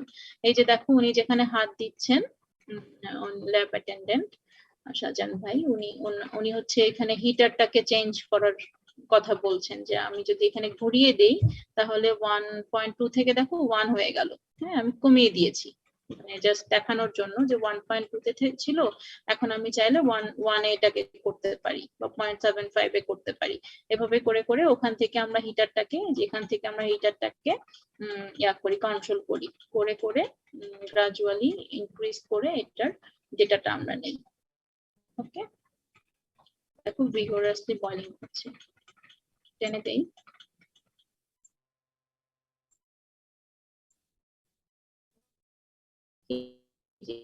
জিনিস বোঝা গেছে প্রসিডিউরটা? আচ্ছা, এবার দেখো স্যাম্পল উনি কিভাবে নিচ্ছেন। দেখো বটম প্রোডাক্টেরটা নেওয়া গেছে, কারণ টপ প্রোডাক্ট তো আমি পাইনি। ঠিক আছে, নিচ থেকে এভাবে করে নিয়ে ওটাকে সাথে সাথে তখন রিফ্রাক্টিভ ইন্ডেক্সটা বের করে ফেলতে হয়। ওকে, এখানে রিফ্রাক্টিভ ইন্ডেক্স আমি দেখানোর চেষ্টা করেছি, কিন্তু জানি না এটা কতটুকু কি ইয়া হবে, মানে বুঝবা তোমরা। ফার্স্টে তো এটাকে আমার ক্লিন করে নিতে হয় জায়গাটা, যেটা দেখেছো হয়তো তোমরা এক্সপেরিমেন্ট 3 তে। এখানে খুব এক্সটেন্সিভলি আমি দেখাইনি। এটাকে ক্লিন করে নিয়ে তারপরে এর উপরে আবার স্যাম্পল দিয়ে তখন এটাকে ইয়া করতে হয়, মেজার করতে হয়।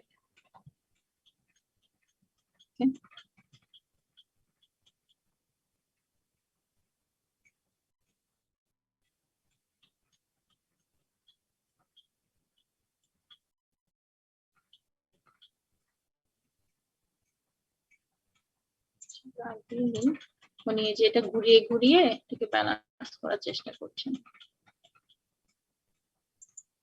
দেখেছো? এটা তোমরা এর আগেও দেখেছো না? এটা তো নতুন না তোমাদের কাছে, নতুন কি এটা? তোমরা দেখেছো এটার আগে? আমি জাস্ট ভিডিওটাতেই দেখছি, এমনি তো বুঝতে পারি না। আচ্ছা, ওই সামনাসামনি না দেখলে এটা বোঝা খুব কঠিন, কারণ এটা হচ্ছে যে বেশ ছোট, মানে দেখতে হয় খুব কনসেন্ট্রেশন দিয়ে দেখতে হয়। তো আমি যতটুকু পেরেছি চেষ্টা করেছি। দেখো এখানে একটা ক্রস আছে, তাই না?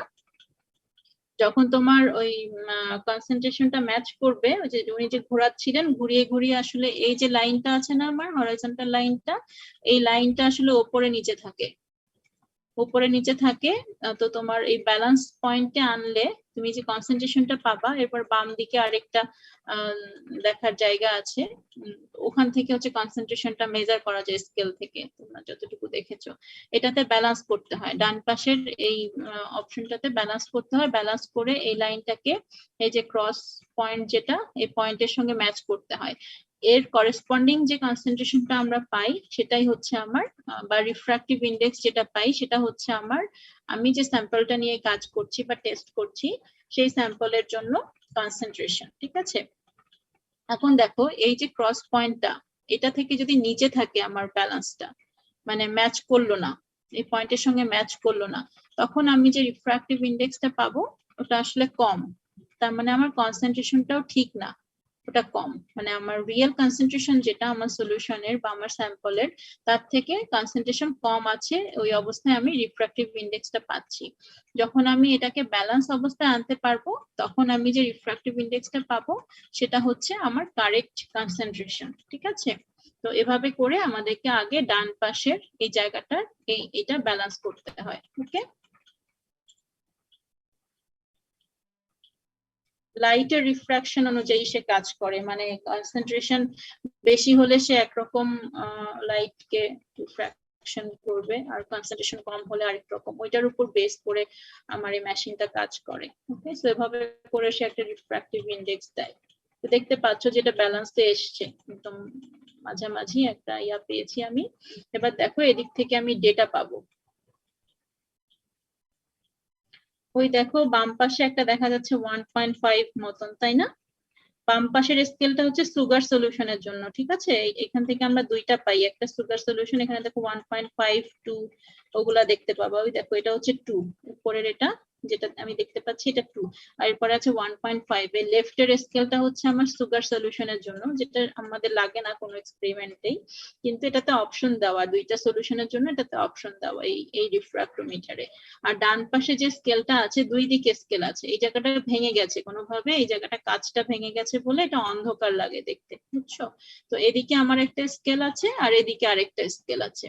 তো আমরা ইথানল ওয়াটারের জন্য ডান পাশের স্কেল থেকে রিডিংটা পাই। ওকে,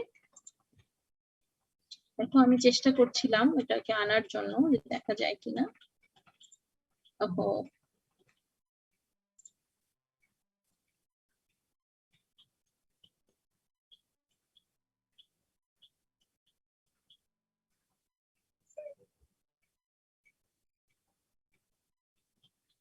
এখানে একটা 1.36 দেখা যাচ্ছে, দেখতে পাচ্ছ কি? আবার দেখি,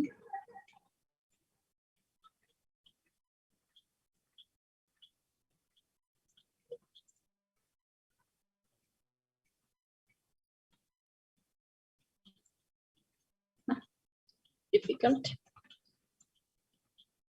দেওয়ার চেষ্টা করি। ওই দেখো, দেখেছো এটা হচ্ছে 1.36 আর এটা হচ্ছে 1.35। ওকে, এর মাঝখানে হচ্ছে 10টা ঘর আছে, তার মানে আমি হচ্ছে যে 1.361, সরি এটা বোধহয় 1.37, উল্টা বলেছি, উপরের দিকে বেশি আর নিচের দিকে কম। এটা হচ্ছে 1.361, 1.362 এভাবে করে করে 1.37 পর্যন্ত যেতে পারি।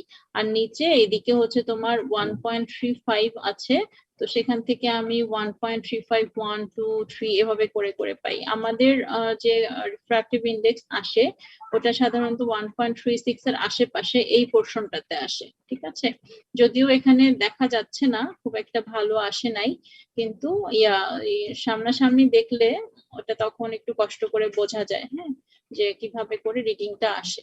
তো এটা হচ্ছে তোমার রিফ্রাক্টিভ ইন্ডেক্স নেওয়াটা গেল।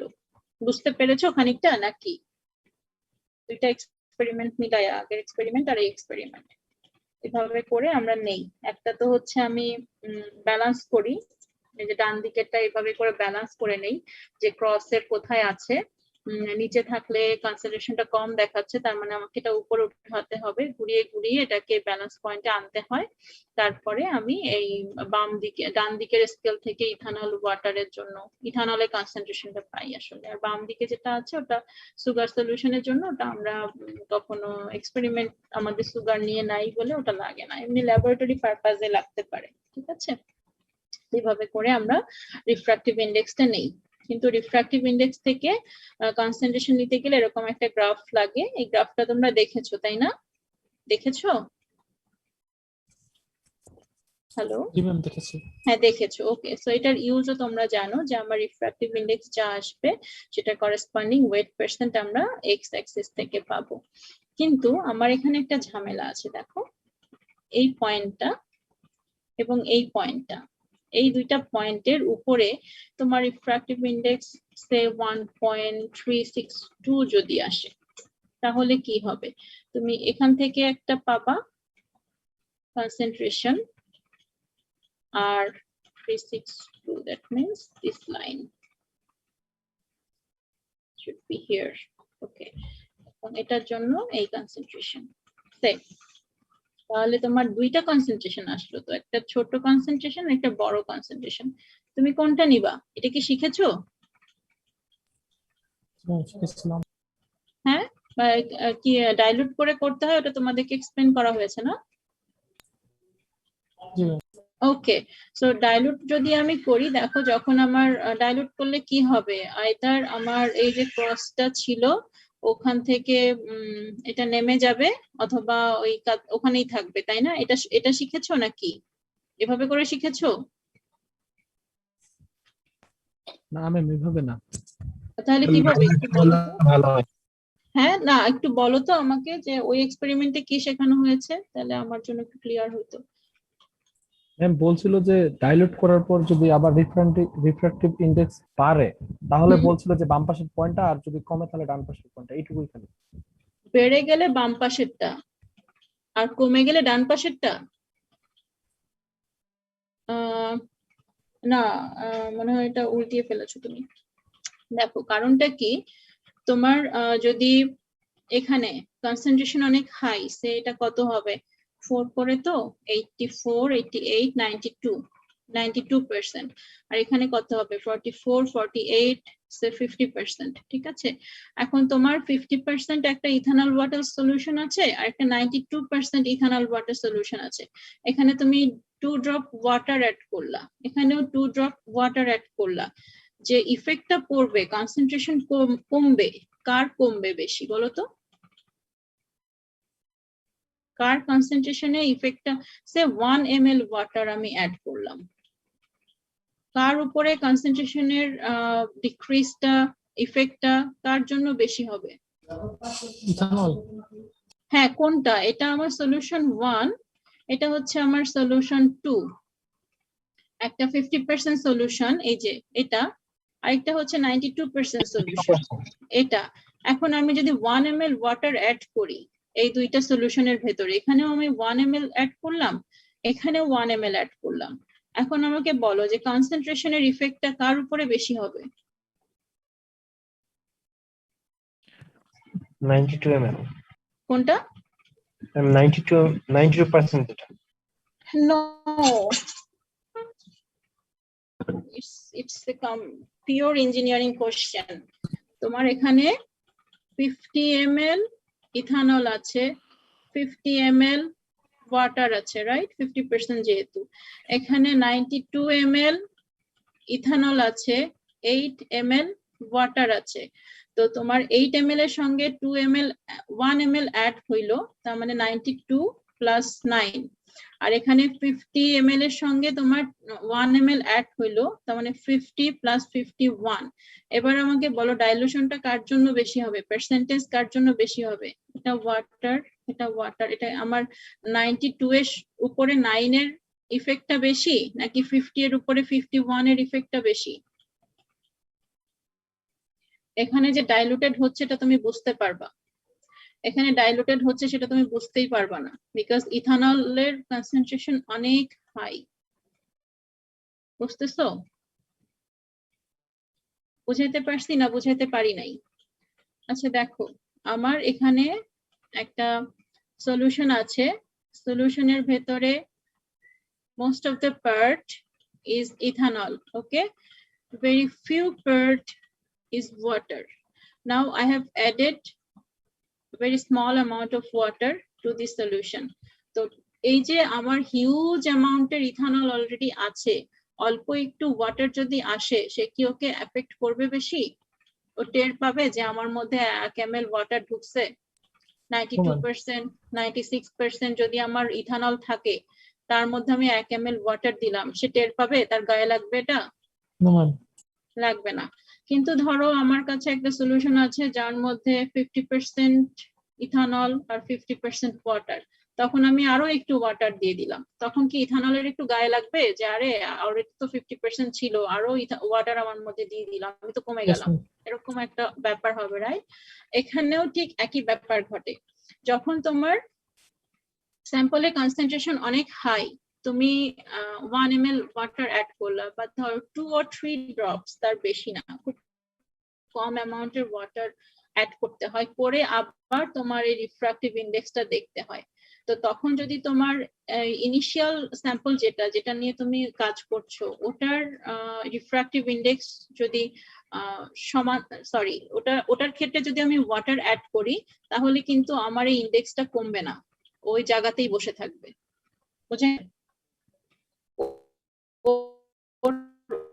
ও তখন এই ব্যালেন্সটা কোনো ইফেক্টই পড়বে না ওর উপরে, ও যেরকম ছিল ওরকমই থাকবে, বিকজ ওয়াটার অ্যাড করার কারণে তোমার কনসেন্ট্রেশনটা খুব একটা এদিক ওদিক হয়নি। ওকে, সো এই যে ব্যালেন্সটা আমার সরবে না, ও ওই কাছাকাছি থাকবে, ওখানেই থাকবে বলতে পারো। কিন্তু যদি আমার 50% হয়, ওর মধ্যে আমি আরো ওয়াটার দিলাম, তখন এই ব্যালেন্সটা কি হবে বলতো? ওর কনসেন্ট্রেশন কমে যাচ্ছে, তখন ইথানলের কনসেন্ট্রেশনটা এখানে কমে যাচ্ছে, তাই না? তো তখন এই ব্যালেন্সটা নিচে নেমে আসবে, ঠিক আছে? তো তুমি যদি ওয়াটার অ্যাড করো, ডাইলুট করো, খুব অল্প পরিমাণ দিতে হয়, অনেক হিউজ না যে তুমি চাইলা 1 বোতল ওয়াটারের মধ্যে ফেলাই দিলা, স্যাম্পলের মধ্যে ফেলাই দিয়া আবার ডাইলুট করতেছো, অবভিয়াসলি তখন তোমার এই ইয়াটা নেমে আসবে, ব্যালেন্সটা নেমে আসবে। জন্য অল্প ওয়াটার অ্যাড করতে হয়, করে দেখতে হয় যে কনসেন্ট্রেশনের চেঞ্জটা কিরকম। হাই কনসেন্ট্রেশনের ইথানল হলে চেঞ্জটা বোঝা যায় না, ওর গায়ে লাগে না। লো কনসেন্ট্রেশনের ইথানল হলে তখন ওর রিফ্রাক্টিভ ইন্ডেক্সটা নিচের দিকে নেমে আসে, ঠিক আছে? তখন তোমার মনে হবে যে এখানে ছিল সলিউশনটা, এখন আসলে এখানে চলে এসেছে। ওকে, সো তুমি যদি ডাইলুট করো এরকম কন্ডিশনে যে 1.362 পেলা, তখন কি হবে, তোমার কনসেন্ট্রেশন ডাইলুট করার পরে ওটা যদি নেমে আসে, ব্যালেন্সটা নেমে গেল, তখন তুমি বুঝলা যে তোমার ইনিশিয়াল স্যাম্পলের কনসেন্ট্রেশন আসলে লোয়ার সাইডে ছিল, ঠিক আছে? আর যদি তোমার কোনো চেঞ্জ না আসে, ইফেক্ট না পড়ে, তাহলে তুমি বুঝে গেলা যে এটা এতটাই হাইলি কনসেন্ট্রেটেড যে ওর উপরে ওই হালকা 1 ml 2 ml ওয়াটারের কোনো ইফেক্ট নাই। বুঝতে পারছো? তো এইভাবে যখন আমরা ওই 3.6 এর উপরে উঠে যাই, এই পোর্শনটার জন্য আমাদেরকে ওই মেথডটা ফলো করতে হয়, এবং এভাবে করে আমাদেরকে বুঝতে হয় যে আমার পার্সেন্টটা কত বেশি এফেক্টেড হচ্ছে, বা ওর দ্বারা কত বেশি সে ডাইলুটেড হয়ে গেল। ডাইলুশনের মাত্রা বেড়ে গেলে তখন ওই ব্যালেন্সটা নেমে আসে, এবং আমি বুঝতে পারি যে আমার রিফ্রাক্টিভ ইন্ডেক্সটা আসলে লোয়ার সাইডে ছিল, আর কনসেন্ট্রেশনটা লোয়ার সাইডে ছিল। আর যখন সে কোনো টেরই পাবে না যে আরে কিসের কি, আমি 96% 94% এর একটা সলিউশন, আমার মধ্যে আবার 1 ml ওয়াটার অ্যাড করেছে, এটা কোনো ব্যাপার হলো আমার জন্য, তখন তুমি বুঝে গেলে যে আচ্ছা আমার ইনিশিয়াল স্যাম্পলটা আসলে হায়ার কনসেন্ট্রেশনের ছিল। ঠিক আছে, বোঝা গেছে? কেউ না বুঝলে জিজ্ঞাসা করো। ওকে, তো এটাই শেষ হইলো তোমাদের মোটামুটি এক্সপেরিমেন্টাল পার্ট। বলো, কেউ কিছু বলবা? এটা হচ্ছে এমনি জাস্ট দুটো ছবি দিয়েছি আমি, দেখো ম্যাস ট্রান্সফার ল্যাবের এখন বর্তমান অবস্থা এরকম। ফার্স্ট এর ছবিটা হচ্ছে আমি, হ্যালো আছো, আমি শুনতে পাচ্ছ আমাকে? জি ম্যাম। হ্যালো, হ্যাঁ শুনতে পাচ্ছ, ওকে। প্রথম ছবিটা হচ্ছে আমি ম্যাস ট্রান্সফার ল্যাবের এন্ট্রান্স থেকে তুলেছি, ঠিক আছে? দেখো এটা দুই পাশেই ভেঙে ফেলা হয়েছে, কোনো এক্সপেরিমেন্টাল সেটআপ জায়গা মতো নেই, সবগুলাকে হচ্ছে ফিউয়েল ল্যাব অথবা হচ্ছে তোমার ইউনিট অপারেশন ল্যাবে ট্রান্সফার করা হয়েছে। আর এই ডিস্টিলেশন কলমটা যেহেতু অনেক বড় এবং ভারী, ওটাকে জাস্ট ড্র্যাগ করে এই ভেতর দিকে পেছনে একদম নিয়ে দেয়ালের সাথে লাগিয়ে রাখা হয়েছে আর কি, দেয়ালের পাশে ডাম্প করা হয়েছে। আর এই নিচের ছবিটা হচ্ছে আমি ম্যাস ট্রান্সফার ল্যাবের পেছন থেকে তুলেছি, এই কলামের পেছনে হচ্ছে এন্ট্রান্স, ঠিক আছে? তো এই হচ্ছে মোটামুটি যে অবস্থা যখন আমি এক্সপেরিমেন্টটা রান করার চেষ্টা করেছি, কিন্তু আমি পারি নাই, বিকজ সব কিছু দেখো ইভেন ইলেকট্রিকের সুইচ গুলা পর্যন্ত খুলে ফেলা হয়েছে, লাইটিংটাও ভেতরে প্রপার ছিল না, যার জন্য ভিডিও গুলো তো ভালো আসে নাই।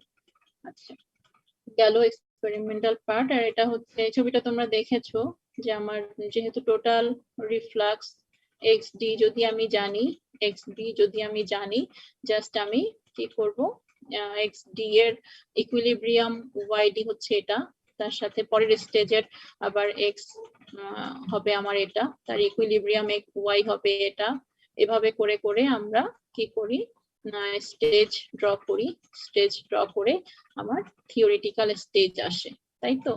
এখানে হচ্ছে আমার এক্সপি এটা হলে এটা হবে এত পার্সেন্ট, কত হবে এটা? এটা টোটালটা যদি আমি ধরি মেবি 4/5 এই পোর্শনটা, ওরকম ভাবে তোমাদেরকে তাহলে কয়টা হলো 1 2 3 4 4 4 প্লাস 4/5 টোটাল স্টেজ, ঠিক আছে? তো এটা হবে তোমার থিওরিটিক্যাল স্টেজ, আর এক্সপেরিমেন্টাল স্টেজ হচ্ছে তোমার 8টা, 7 প্লাস হচ্ছে 1। ওকে, এটা রিবয়লার, পার্শিয়াল রিবয়লার, এটা হচ্ছে সিফট ট্রে, টোটাল হচ্ছে 8টা। তাহলে প্লেট এফিসিয়েন্সি যেটা হবে তোমার, সেটা হচ্ছে যে 4 point something divided by 8 into 100%, ঠিক আছে? এই স্টেজ গুলো তোমরা যেভাবে আঁকবা ওভাবে করে আসবে। ওকে, সো এটা হচ্ছে তোমার প্লেট এফিসিয়েন্সির জন্য এরকম একটা ডায়াগ্রাম লাগবে। এটা ডেটা তোমরা ওয়াংকেটে পেয়ে যাবে, এক্স ওয়াই ডেটা।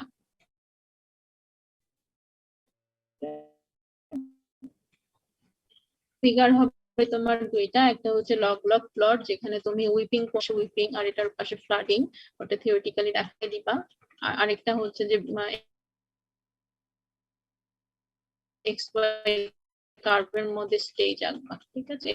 আমাদের এক্সপেরিমেন্ট এখানে দেখো এটা 1.360 হবে, আসলে একটা পয়েন্ট বাদ পড়ে গেছে, এটা হচ্ছে 13.0 হবে।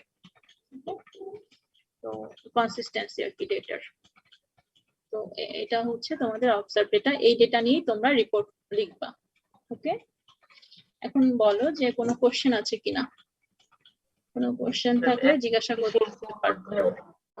এফিশিয়েন্সি ক্যালকুলেশনের মধ্যে আমার পার্শিয়াল রিবয়লার, ওটাকে কি বলো। স্টেজ কাউন্ট করা হবে? হ্যাঁ, আমরা পার্শিয়াল তো বইয়ে পড়ছি, রিবয়লার বইয়ে তো মানেই একটা ছিল, স্টেজ।